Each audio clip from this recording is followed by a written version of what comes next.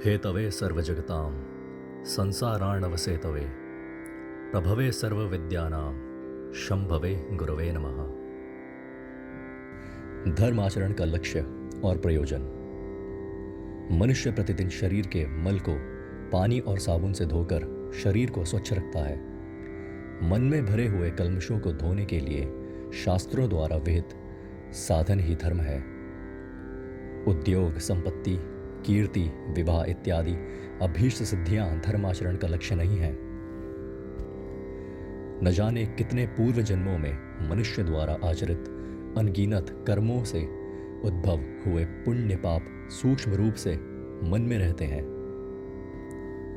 इनमें पाप कर्म मनुष्यों को दुष्कर्म के लिए प्रेरित करते हैं और दुष्ट फल प्रदान करते हैं।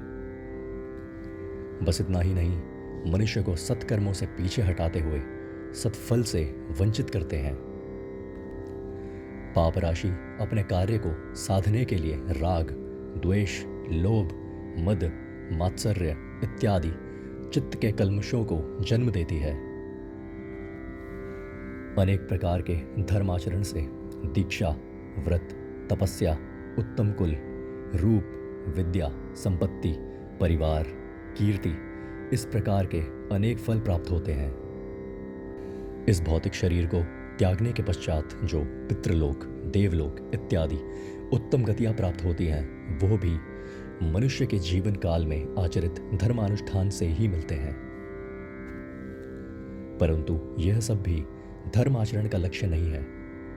न ही इन सब की प्राप्ति से धर्म की परिपूर्णता सिद्ध होती है। जब मन 6 प्रकार के रिपुओं से छुटकारा पाकर परिशुद्ध होता है, तभी धर्माचरण परिपूर्णता प्राप्त करता है। परिशुद्ध मन ही धर्मिष्ठ मनुष्य का लक्षण है। बाह्य भौतिक संपत्ति, वेद शास्त्रों में पांडित्य, ये सब धर्मिष्ठ मनुष्य के लक्षण नहीं है। परिशुद्ध अंतःकरण में योग सिद्धि को पाने और आत्म चैतन्य को प्रज्वलित करने से ही मानव जीवन धन्य होता है, कृतार्थ होता है। सत्यनिष्ठा, दूसरों से अपकार प्राप्त होने पर भी उसे सहने की क्षमता, दुखियों के प्रति करुणा, लोभ रहित रहना, ये चारों गुण परिशुद्ध अंतःकरण की पहचान है। ये गुण केवल महात्माओं में रहते हैं। पूजा, याग, हवन इत्यादि कर्मों का आचरण करना, वेद शास्त्राध्ययन और पांडित्य, अत्यधिक दान देना तथा तपसाचरण को हम ढोंगियों में भी देख सकते हैं। इसीलिए ये परिशुद्ध अंतःकरण के लक्षण नहीं हैं।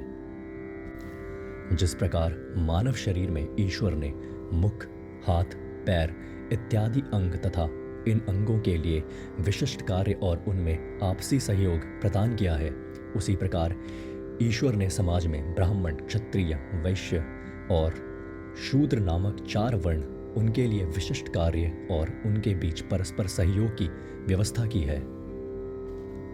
रक्त, मांस और हड्डियों से बना स्थूल शरीर तो सभी मनुष्य के लिए समान है, परंतु प्राचीन सूक्ष्म कर्म तथा वासनाओं से भरा हुआ सूक्ष्म शरीर प्रत्येक मानव में अत्यंत भिन्न होता है।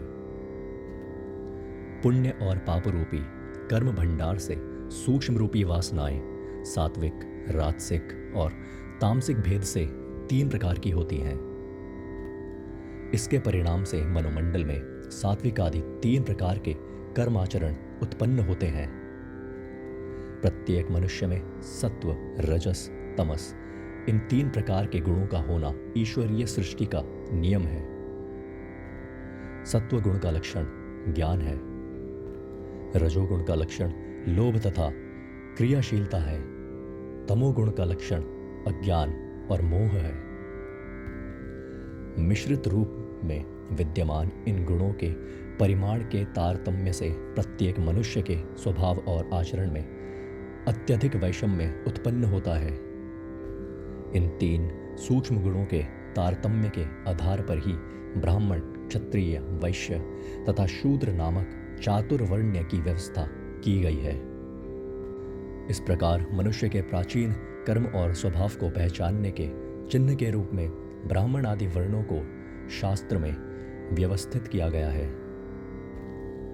मनुष्य के जन्म काल में उसके प्राचीन कर्म वासनाओं का भंडार यदि सत्व प्रधान है तो जन्म के पश्चात उसका स्वभाव सत्व प्रधान रहेगा और शास्त्रों के अनुसार वह व्यक्ति ब्राह्मण वर्ण के अंतर्गत होगा। उसके लिए सत्व प्रधान कर्म ही कर्तव्य धर्म होंगे। युद्ध, राजनीति, वाणिज्य इत्यादि उसके धर्म नहीं होंगे। इन सब का आचरण करने से वह सूक्ष्म विकास पथ पर पीछे रह जाएगा।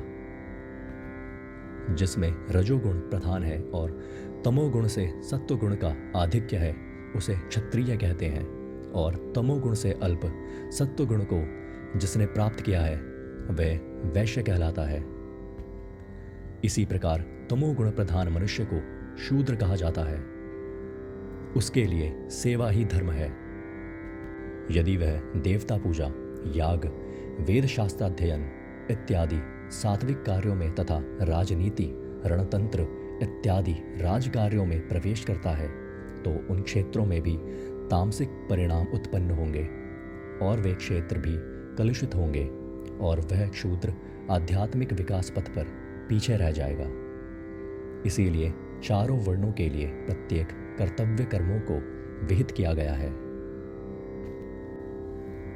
इंद्रिय निग्रह, मनोनिग्रह, तपस्या, शौच, दूसरों द्वारा किए अपकारों को क्षमा करना, मन, वचन और कर्मों में एक रूपता, वेद शास्त्रों के अध्ययन से ज्ञान प्राप्त करना, अतीन्द्रिय अनुभव, ईश्वर पर पूर्ण निष्ठा, ये सब ब्राह्मण स्वभाव के अनुगुण कर्तव्य हैं। बलशालियों के सामने हताश न होना, अपकारों को न सहने का धैर्य, विपत्ति के समय भी जो संताप न करे, कार्य को साधने का सामर्थ्य, युद्ध में पलायन न करना, योग्य सत्पात्रों को दान देना, सेवकों के प्रति अधिकार जताना, ये क्षत्रिय के स्वभाव के अनुगुण कर्तव्य हैं। कृषि, पशुपालन, वाणिज्य ये वैश्य स्वभाव के अनुगुण कर्तव्य हैं। सेवा कार्य शूद्र स्वभाव के अनुगुण कर्तव्य हैं।